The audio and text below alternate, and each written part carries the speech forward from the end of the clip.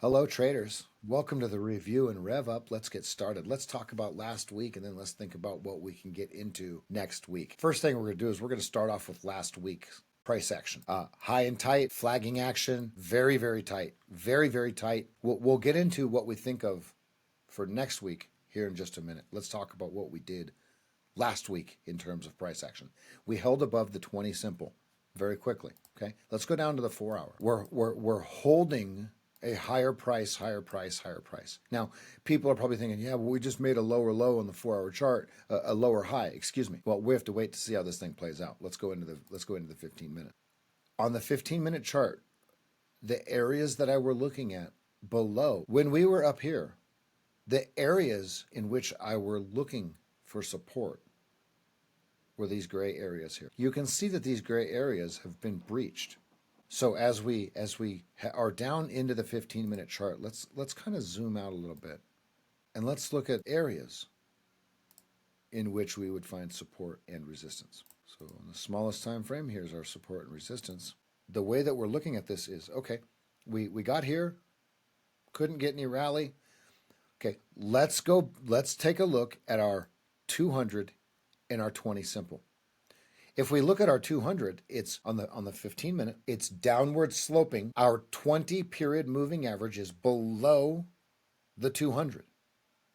So therefore, we're thinking short, not long anymore. Not this is telling us a different story than the 4 hour. So while we have conflict between the 4 hour and the 15 minute, we have to think to ourselves, do they look for price discovery at a lower price on the very short term?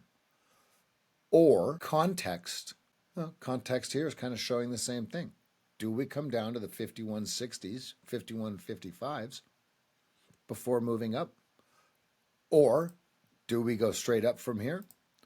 Or do we blast right through the 50 level and start to come down to the wholesale price on our 4 hour chart for the first time? Look, and here's why I say this. Now, do we? I have no idea. Let's move out to the daily and let's go backwards from the daily to the 4 hour to the 50 minute to try to figure out what we think could happen next week. The first thing that I want to point out is look at how long and how far we are. Look how far away we are from the 200 on the daily chart. Look at how consistent this 20 has continued to climb. It is naive of a trader to think that this is going to just all of a sudden change. It doesn't have to.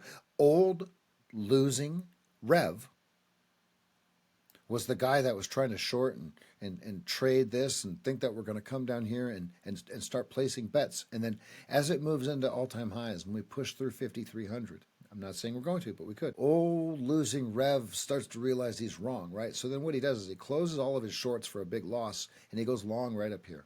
And then that's when they sell it to him, right? So we have to think in terms of wholesale and retail. The way that we want to look at this is going to be an introduction into how we're going to look at this from now on. It doesn't matter what chart, daily, weekly, 15 minute, 60, 4 hour, it doesn't matter. This is our dominant wholesale price. This is our average retail price. And then we want to look at the candles as the actual retail price. So we want to look at the relationship between three things: candles, 20, and 200, right? So no matter what chart we're on, and this is how we're going to look at it and kind of look at what we could find next week. What is the rise over run of the candles? What is the rise over run of the 20? And what is the rise over run of the 200 in direct relation to each other? Where are each one of them in relation to each other?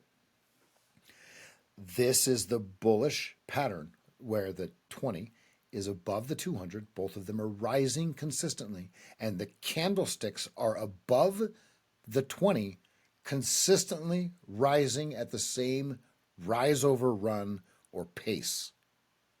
So looking at all this, the only thing we can think of is, based upon the last few historical points, if it comes down to the 20, it's going to bounce, or we could potentially come down to the 20 and we could potentially bounce. So that's the first roadmap you want to think of. The second roadmap you want to think of is, let's go down to the 4-hour chart because we got these little lines. Okay, let's go down to the 15-minute. It'll explain it even better. These are levels of demand. First one broke. Okay, we are now determining whether or not the second one has broke. This is what we're watching as we come into next week. Now, I want to bring up news for next week. I am a wait and see over the next 3 days as we come into Wednesday, which is going to bring in Wednesday, 2 p.m., FOMC statement. Okay? All hands on deck. 2:30 is the FOMC press conference. Okay? So it could go sideways on low volume. Okay? Now it could trade low volume until then and just gyrate around. Or low volume also says it can trend in either direction on low volume. It's the trap. Most losing traders think that on low volume it's going to chop sideways. Sideways. Okay, well, what if it chops in a direction or a direction? Let's think about it that way. And then I see on Thursday, if I remember right, it was either Thursday or Friday. Friday we have Powell speaking again, and then we have FOMC members speaking throughout the rest of the day. So Friday and Wednesday are the days that we're looking at for news. I don't see a whole lot besides 0830 hours on Thursday morning, normal unemployment claims. I take that back. Thursday, flash manufacturing PMI, flash services PMI, 9:45 a.m. Eastern time. All hands on deck for that time as well. So Wednesday, Thursday, Friday, we have nothing but action-packed price action, plausibly. And so then we are down into, let's go to the 2-minute chart and let's kind of take a look at kind of last week. This is a big rounding top. Big rounding top. So what are we going to do on the 2-minute chart? Well, on the 2-minute chart, now here's the deal. Please don't flood the questions or the comment box with, what's the middle indicator that you're looking at, Rev? Okay, I'm just gonna blow you away with it because I know you guys want more bells and whistles and more stuff on your charts. OCC alerts NRP 6 DEMA 8 0.5. Okay, there it is, right? I can remove it and it won't mean anything to me, right? What we want to do over the next week is we want to make sure that we're paying attention to our moving averages and our candles in direct relation to it on the 2-minute chart.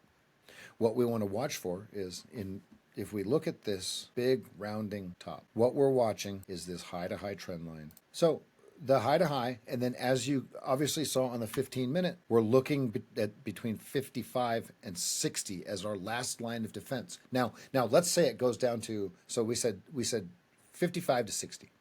Let's say it goes down to 48. Have we broken 55 to 60 yet? No.